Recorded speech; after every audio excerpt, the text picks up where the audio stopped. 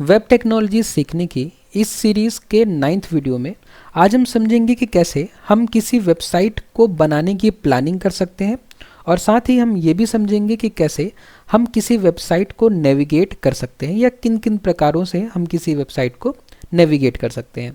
तो चलिए शुरुआत करते हैं आज की इस वीडियो की और सबसे पहले समझते हैं कि आज के इस वीडियो को देखने के बाद आपके कौन कौन से कॉन्सेप्ट्स क्लियर हो जाएंगे। तो इस वीडियो को देखने के बाद आप समझ जाएंगे कि वेब प्लानिंग क्या होती है और आप ये भी समझ जाएंगे कि वेब को प्लान करने के या किसी वेबसाइट को बनाने की प्लानिंग करने के इम्पॉर्टेंट स्टेप्स कौन कौन से होते हैं। और साथ ही आप ये भी समझ जाएंगे कि वेबसाइट नेविगेशन क्या होता है और हम किसी वेबसाइट को किन किन प्रकार से नेविगेट कर सकते हैं। उसके बाद मैं आज की इस वीडियो को कंक्लूड करूंगा। कंक्लूजन के बाद एक छोटा सा क्विज होगा। आप लोगों से रिक्वेस्ट रहेगी कि बहुत ही सिंपल सा क्विज है, आप लोग इस क्विज के आंसर्स मुझे कमेंट बॉक्स में ज़रूर बताइएगा। उसके बाद में मैं आपको बताऊंगा कि कैसे आप इस टॉपिक के कंप्लीट नोट्स को डाउनलोड कर सकते हैं और खुद से भी आप इस टॉपिक को डिटेल में अपने एग्ज़ाम के लिए समझ सकते हैं। तो चलिए शुरुआत करते हैं आज की इस वीडियो की और सबसे पहले समझते हैं कि वेबसाइट प्लानिंग क्या होती है। तो वेबसाइट प्लानिंग हमें नाम से ही समझ में आ रहा है कि वेबसाइट को प्लान करना। ठीक है, जब हम वेबसाइट बनाने वाले हैं तो हम पहले क्या करेंगे, वेबसाइट की प्लानिंग करेंगे कि हमें वेबसाइट बनानी कैसे है। तो वेबसाइट बनाने से पहले उसका उद्देश्य हमें तय करना चाहिए, उसका डिज़ाइन तय करना चाहिए, उसका स्ट्रक्चर तय करना चाहिए, क्या कंटेंट हम उस वेबसाइट में लिखेंगे हमें ये तय करना चाहिए। और साथ ही वेबसाइट को बनाने के लिए जो तकनीकी पहलू हैं हमें उन पे भी ध्यान देना चाहिए। तकनीकी पहलू मतलब टेक्निकल एस्पेक्ट्स जो कि वेबसाइट में हम यूज़ करेंगे। ठीक है, तो ये सारी चीज़ें हमें करनी है किसी वेबसाइट को बनाने से पहले। उद्देश्य क्या है वेबसाइट बनाने का या वेबसाइट प्लान करने का, कि यूज़र्स के लिए आसान, फास्ट और यूज़फुल वेबसाइट बनाना है। ये हमारा उद्देश्य है। जब हम वेबसाइट बना रहे हैं तो हम इस पर्पस से बना रहे हैं कि जो भी यूज़र हमारी वेबसाइट को यूज़ करे उसे हमारी वेबसाइट आसान लगे, फास्ट लगे और यूज़फुल लगे। एग्जाम्पल के लिए जैसे कि amazon.com वेबसाइट है या amazon.co.in वेबसाइट है। तो अमेज़ॉन जो वेबसाइट है उनका कॉन्सेप्ट क्लियर है कि ये वेबसाइट शॉपिंग के लिए है। उसी तरीके से विकीपीडिया नाम की वेबसाइट है, उनका कॉन्सेप्ट क्लियर है कि वेबसाइट जो है वो इंफॉर्मेशन शेयरिंग के लिए है।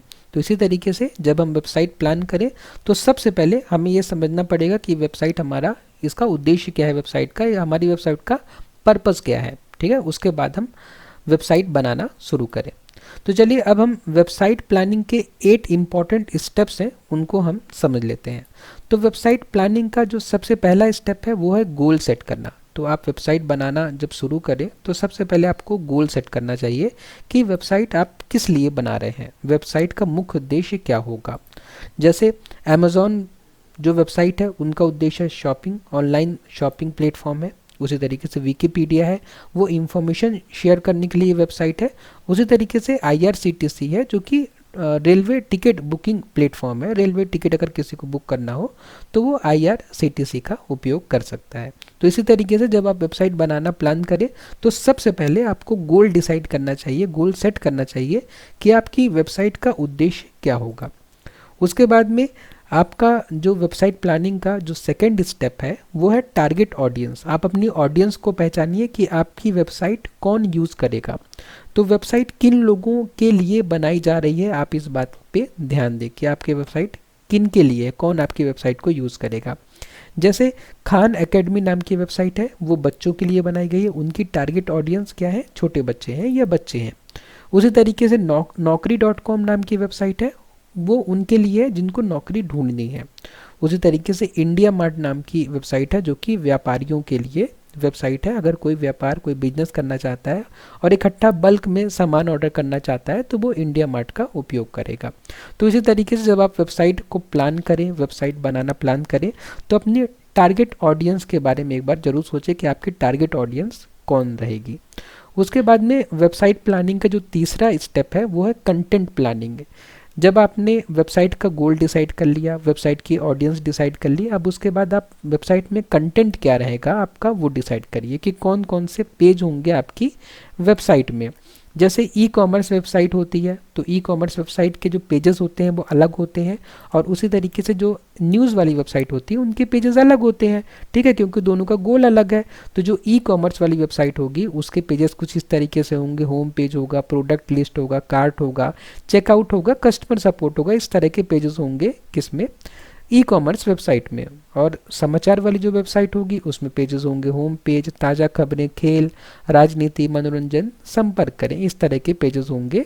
तो पहले आप पेजेस डिसाइड करें, फिर उस पेजेस में आपको क्या लिखना है आप इस बारे में एक बार ज़रूर सोचें। उसके बाद में वेबसाइट प्लानिंग का जो चौथा स्टेप है वो है डिज़ाइन और लुक। तो वेबसाइट का कलर कैसा होगा, आपका फ़ॉन्ट साइज़ क्या होगा, आप जो लिखेंगे उसका फ़ॉन्ट साइज़ क्या होगा, वर्ड्स जो आपने लिखे हैं उसका साइज़ क्या होगा, लेआउट स्ट्रक्चर कैसा होगा, ये भी आपको डिसाइड करना है वेबसाइट बनाना से पहले। जैसे फ्लिपकार्ट है, फ्लिपकार्ट जो है नीले और पीले रंग का काफ़ी ज़्यादा यूज़ करता है, उनका जो प्राइमरी कलर है उनकी वेबसाइट का वो है नीला और पीला। यहाँ पे हमने डिज़ाइन और लुक हम चर्चा कर रहे हैं कि आपकी वेबसाइट का डिज़ाइन और लुक कैसा होगा, उसमें हमें कलर भी तो डिसाइड करना है। तो जैसे फ्लिपकार्ट ने डिसाइड किया कि वो नीला और पीला काफ़ी यूज़ करेंगे, उसी तरीके से यूट्यूब ने डिसाइड किया कि वो लाल और सफ़ेद यूज़ करेंगे। हम इसको देख भी सकते हैं, जैसे ये फ्लिपकार्ट की वेबसाइट है, ठीक है। अगर हम इस वेबसाइट को देखें तो सबसे पहले आप देख सकते हैं, देखिए नीचे ये नीला हुआ है, नीला कलर, उसके बाद देखिए ये पीला पीला इन्होंने कलर यूज़ किया, नीला और पीला ये दोनों कॉम्बिनेशन ये काफ़ी यूज़ करेंगे। जैसे ऊपर का ये आप स्ट्रिप देखिए, ये पूरा क्या है, नीला है, और इसमें जो प्लस लिखा हुआ है ये पीला है, ठीक है।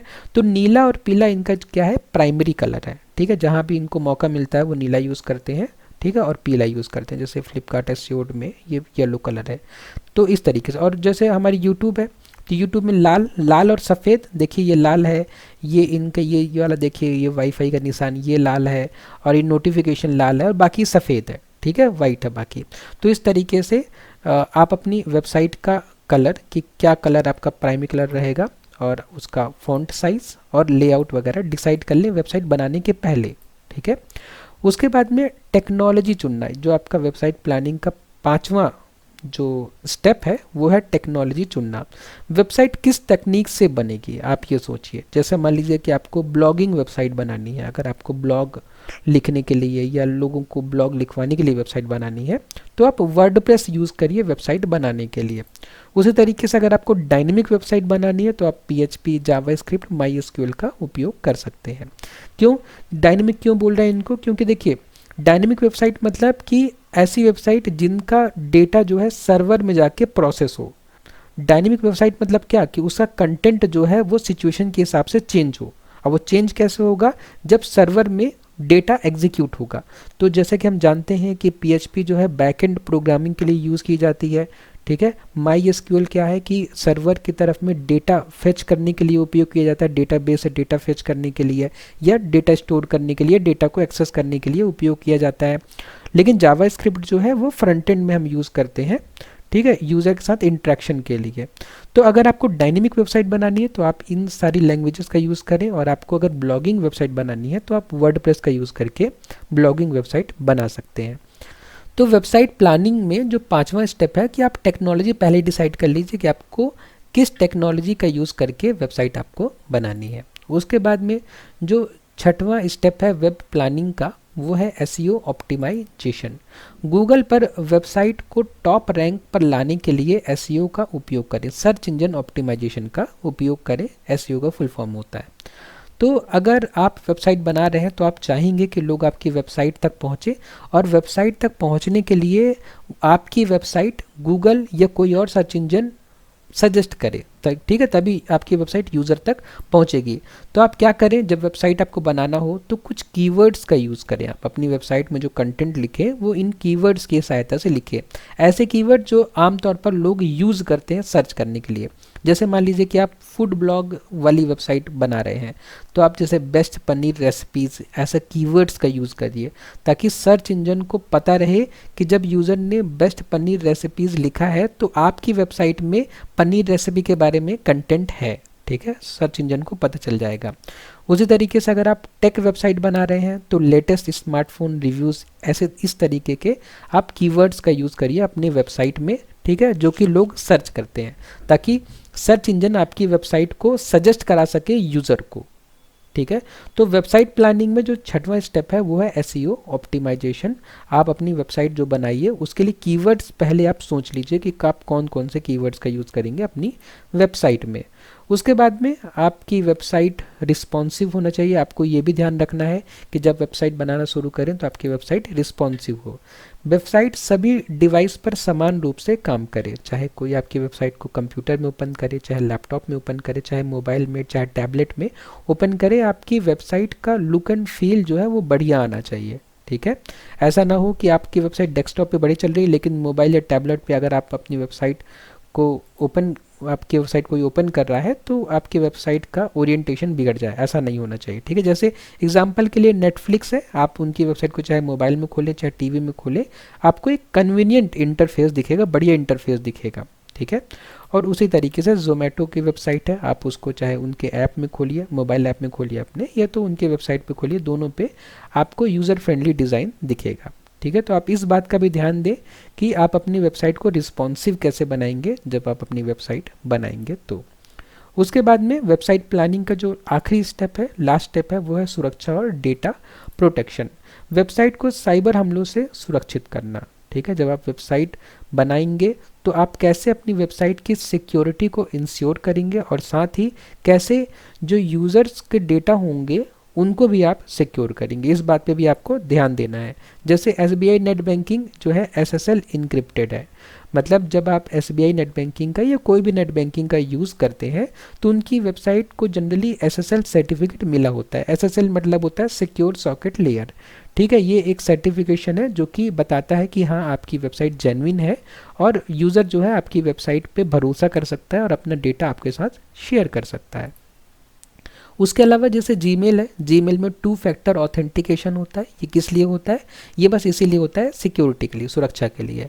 तो टू फैक्टर ऑथेंटिकेशन कैसे होता है? जब आप लॉगिन करते हैं जीमेल में तो आप पासवर्ड डालते हैं, उसके अलावा पासवर्ड के अलावा आपके मोबाइल में क्या आता है, एक नोटिफिकेशन आता है या कई बार ओटीपी आता है, तो 2 बार वो चेक करता है कि आप सच में वही यूज़र है ना जिसका ये अकाउंट है, ठीक है। तो जब हम वेबसाइट बनाएं तो हम इस बात पे भी ध्यान दें कि हम अपनी वेबसाइट में डेटा प्रोटेक्शन कैसे करेंगे और अपनी वेबसाइट को कैसे सिक्योर रखेंगे, ठीक है। तो ये है वेब प्लानिंग के 8 स्टेप। अगर आप इन स्टेप्स को ध्यान रखेंगे तो आपकी वेबसाइट जो है वो अच्छी बनेगी, ठीक है। इसके बाद वेबसाइट नेविगेशन का क्या मतलब है, इस बात को हम समझते हैं कि वेबसाइट नेविगेशन का अभिप्राय, वेबसाइट पर यूज़र्स को आसानी से सही पेज तक पहुंचने की सुविधा। मतलब आपने वेबसाइट बनाई, अब वेबसाइट के हर पेज पर, सभी पेज पर यूज़र आसानी से पहुंच सके, इसको हम कहते हैं वेबसाइट नेविगेशन। मतलब जितना अच्छा नेविगेशन होगा उतना ही आसानी से यूज़र जो है आपकी वेबसाइट के डिफरेंट पेजेस में नेविगेट कर पाएगा, डिफरेंट पेजेस पे घूम फिर पाएगा, ठीक है। नेविगेट करना मतलब घूमना फिरना होता है। तो जब आपकी वेबसाइट को यूज़ कर रहा है तो आपकी वेबसाइट के डिफरेंट पेजेस में वो घूमेगा फिरेगा, ठीक है। तो वेबसाइट नेविगेशन के क्या प्रकार होते हैं, हम किस किस तरीके से किसी वेबसाइट पे नेविगेशन इनेबल कर सकते हैं या नेविगेशन करा सकते हैं यूज़र को, ओके। तो नेविगेशन कराने का या नेविगेट कराने का सबसे जो पहला प्रकार होता है वो मेन नेविगेशन है, ठीक है। मेन नेविगेशन जो कि मुख्य नेविगेशन है, ये प्राइमरी नेविगेशन है, ये सबसे कॉमन होता है सभी वेबसाइट में। जैसे जब भी आप कोई वेबसाइट खोलेंगे तो आपको होम दिखेगा, अबाउट दिखेगा, कॉन्टैक्ट दिखेगा, ये मुख्य लिंक होते हैं मेन नेविगेशन में। जैसे अमेज़ॉन का जो मेन्यू होता है उसमें आपको home, deals, mobile, electronic, fashion, customer service, इस तरीके के आपको ऑप्शंस दिखेंगे, इसको हम बोलते हैं प्राइमरी नेविगेशन। प्राइमरी नेविगेशन हम देख भी सकते हैं, सभी वेबसाइट में होता है। जैसे ये अमेज़ॉन में है, देखिए प्राइमरी नेविगेशन, इसी को हम कह रहे हैं प्राइमरी नेविगेशन। जैसे हम देख सकते हैं फ्लिपकार्ट में ये हो गया हमारा प्राइमरी नेविगेशन, ठीक है, इसको हम प्राइमरी नेविगेशन कह रहे हैं, ओके। उसके बाद ये हो गया हमारा मेन नेविगेशन।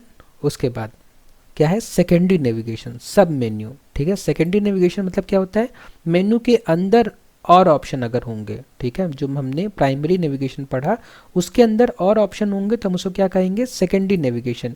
जैसे फ्लिपकार्ट पर आप इलेक्ट्रॉनिक्स के सेक्शन में अगर जाके हवर करेंगे तो आपको डिफरेंट टाइप के इलेक्ट्रॉनिक डिवाइसेस दिखेंगे, इसको हम चेक भी कर सकते हैं। हम फ्लिपकार्ट में जाते हैं और इसके मान लीजिए कि इलेक्ट्रॉनिक्स वाले सेक्शन में गए, देखिए आपको ये जो पूरा दिख रहा है ना, पूरा लिस्ट, इसी को हम कह रहे हैं सेकेंडरी नेविगेशन या सेकेंडरी नेविगेशन या सब मेन्यू, ठीक है, सब मेन्यू हम इसको कह रहे हैं कि जब हम यहाँ पे गए ये सब मेन्यू। इलेक्ट्रॉनिक जो है वो मेन मेन्यू है प्राइमरी, ठीक है, प्राइमरी नेविगेशन के लिए, और जब हम उस पर हवर कर रहे हैं तो ये जो ओपन हो रहा है यहाँ पे इसको हम कह रहे हैं सेकेंडरी नेविगेशन या सब मेन्यू।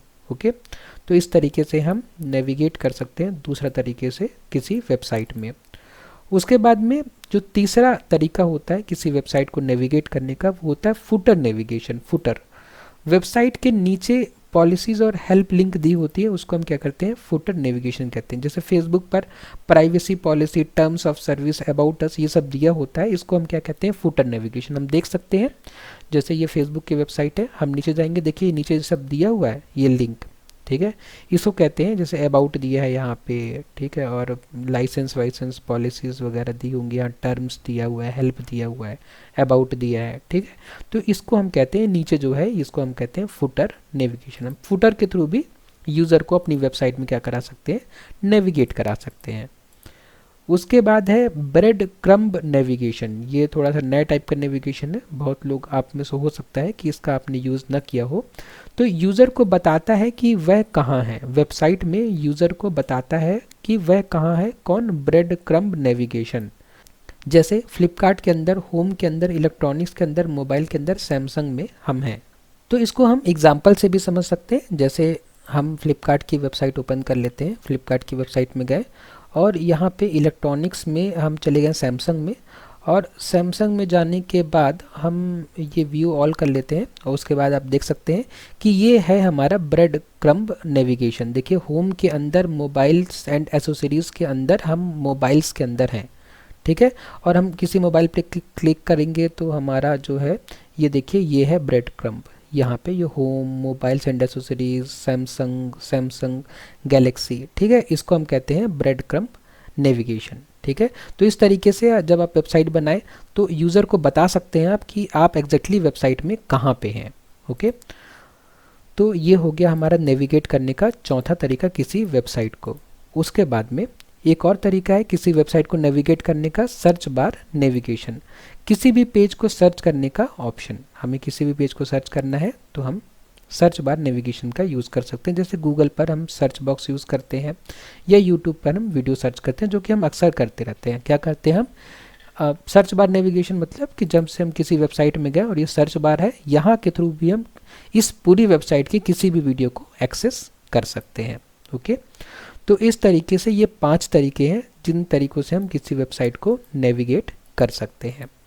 तो अब उसके बाद अब कंक्लूड करते हैं आज की इस वीडियो को। आज की इस वीडियो में हमने क्या समझा? आज के इस वीडियो में हमने समझा कि वेबसाइट की योजना मतलब प्लानिंग, वेबसाइट की प्लानिंग और नेविगेशन किसी भी सफल वेबसाइट के लिए आवश्यक है। मतलब हमें वेबसाइट बनाने से पहले उसका प्लानिंग और नेविगेशन के बारे में सोचना चाहिए। सही प्लानिंग से यूज़र्स के लिए आसान अनुभव बनता है। अगर आपने प्लानिंग बढ़िया से की है तो आप यूज़र को एक अच्छा एक्सपीरियंस दे पाएंगे। अच्छा नेविगेशन यूज़र्स को बिना किसी परेशानी के सही जानकारी तक पहुंचने में मदद करता है। ठीक है, तो अच्छी प्लानिंग यूज़र को अच्छा एक्सपीरियंस देता है और अच्छा नेविगेशन आपकी वेबसाइट में यूज़र को सारे पेजेस को आराम से एक्सेस करने में हेल्प करता है। ठीक है, तो इस तरीके से आज का ये वीडियो में हमने ये सारी बातें सीखी। अब समय हो गया छोटे से क्विज़ का। आप लोगों से रिक्वेस्ट रहेगी कि आप लोग क्विज़ के आंसर मुझे ज़रूर कमेंट बॉक्स में बताइए। तो आज के इस क्विज़ का जो सबसे पहला क्वेश्चन है वो है वेबसाइट की प्लानिंग का पहला चरण क्या है? मतलब फर्स्ट स्टेप क्या है जब हम वेबसाइट को प्लान करते हैं? डिज़ाइन तय करना, उद्देश्य निर्धारण, एसईओ लागू करना या सामग्री लिखना। हम पहले क्या करते हैं जब वेबसाइट प्लानिंग हम करते हैं तो सबसे पहले हम क्या करते हैं? सबसे पहले आपको याद होगा हमने पढ़ा था कि हम गोल सेट करते हैं। गोल सेट करना मतलब उद्देश्य निर्धारण। इसलिए क्वेश्चन नंबर 1 का जो सही आंसर है वो है ऑप्शन नंबर बी, उद्देश्य निर्धारण। मतलब कि जब हम वेबसाइट को प्लान करेंगे तो सबसे पहले हम वेबसाइट का जो गोल है उसको डिसाइड करेंगे। उसके बाद में जो आज का क्विज का सेकंड क्वेश्चन है वो है ब्रेड क्रम्ब नेविगेशन क्या दर्शाता है? ब्रेड क्रम्ब नेविगेशन से हम क्या समझते हैं, क्या दर्शाता है? वो वेबसाइट का विज्ञापन बताता है क्या? ट्रेंडिंग टॉपिक्स बताता है क्या ब्रेड क्रम्ब नेविगेशन? वेबसाइट के रिस्पॉन्सेस को दिखाता है क्या ब्रेड क्रम्ब नेविगेशन? या यूज़र्स की वर्तमान लोकेशन को बताता है कौन? Bread crumb navigation. तो इसका जो सही आंसर है सेकंड नंबर क्वेश्चन का जो सही आंसर है वो है ऑप्शन नंबर डी, जो ब्रेड क्रम्ब नेविगेशन होता है वो यूज़र की वर्तमान लोकेशन बताता है वेबसाइट में, कि वेबसाइट में यूज़र एग्जैक्टली किस पेज में है, उसका पूरा पाथ बताता है, लोकेशन बताता है ब्रेड क्रम्ब नेविगेशन। उसके बाद में जो आज के क्विज का जो तीसरा क्वेश्चन है वो है वेबसाइट को सभी डिवाइसेस पर सही से काम करने योग्य बनाना क्या कहलाता है। अगर हमने एक ऐसी वेबसाइट बनाई है जो सारे डिवाइस पर सही तरीके से काम कर रही है तो हम उसको क्या बोलेंगे, एसईओ बोलेंगे, सुरक्षा उपाय बोलेंगे, रिस्पॉन्सिव डिज़ाइन बोलेंगे या उपरोक्त सभी बोलेंगे। तो क्वेश्चन नंबर 3 का जो सही आंसर है वो है ऐसी वेबसाइट को हम क्या बोलेंगे, रिस्पॉन्सिव डिज़ाइन बोलेंगे, जो कि सारे डिवाइस में वेबसाइट को देखने योग्य या काम करने योग्य बनाता है। तो क्वेश्चन नंबर 3 का जो सही ऑप्शन है, सही आंसर है वो है option number C, responsive design. उसके बाद में जो क्वेश्चन नंबर 4 है वो है कि एसईओ के लिए सबसे महत्वपूर्ण क्या है। अगर हम किसी वेबसाइट का सर्च इंजन ऑप्टिमाइजेशन करना चाहते हैं तो सबसे इंपॉर्टेंट क्या है, कीवर्ड रिसर्च और ऑप्टिमाइजेशन, वेबसाइट का रंग, बैकग्राउंड म्यूजिक, फॉन्ट स्टाइल में विविधता। नहीं, ये तीनों नहीं है। इस क्वेश्चन नंबर 4 का जो सही आंसर है वो है option number A, keyword research और ऑप्टिमाइजेशन। अगर हमें अपनी वेबसाइट का एसईओ कराना है तो हम क्या करेंगे, कीवर्ड्स पे ध्यान देंगे और देखेंगे कि हम कैसे अपनी वेबसाइट को ऑप्टिमाइज बना सकते हैं, जिससे सर्च इंजन जो है हमारी वेबसाइट को आसानी से ढूंढ सके। इसलिए क्वेश्चन नंबर 4 का जो सही आंसर होगा वो ऑप्शन नंबर ए होगा, कीवर्ड रिसर्च और ऑप्टिमाइजेशन। उसके बाद में क्वेश्चन नंबर 5 है कि कौन सी तकनीक डायनेमिक वेबसाइट बनाने में उपयोग होती है। तो डायनेमिक वेबसाइट हम कैसे बनाते हैं, HTML से, PHP और MySQL से, CSS से या फोटोशॉप से। तो क्वेश्चन नंबर 5 का जो सही आंसर है वो है PHP और MySQL। हम PHP और MySQL का यूज़ करके अपनी वेबसाइट को डायनेमिक बना सकते हैं। तो ये थे आज के क्विज़ के 5 क्वेश्चंस। आप मुझे कमेंट बॉक्स में बताइए कि आपने 5 में से कितने क्वेश्चन सही किए। इसके बाद में अगर आपको इस टॉपिक की कंप्लीट नोट्स चाहिए तो नीचे डिस्क्रिप्शन बॉक्स में लिंक दिया हुआ है गूगल ड्राइव का, आप उस पर क्लिक करके आज की इस वीडियो के कंप्लीट नोट्स को डाउनलोड कर सकते हैं। इसके बाद में आई होप कि आपको आज का ये वीडियो पसंद आया होगा, तो वीडियो को लाइक करें, शेयर करें अपने फ्रेंड्स के साथ में और सब्सक्राइब करें चैनल को। आपने वीडियो को लास्ट तक देखा इसके लिए बहुत बहुत धन्यवाद।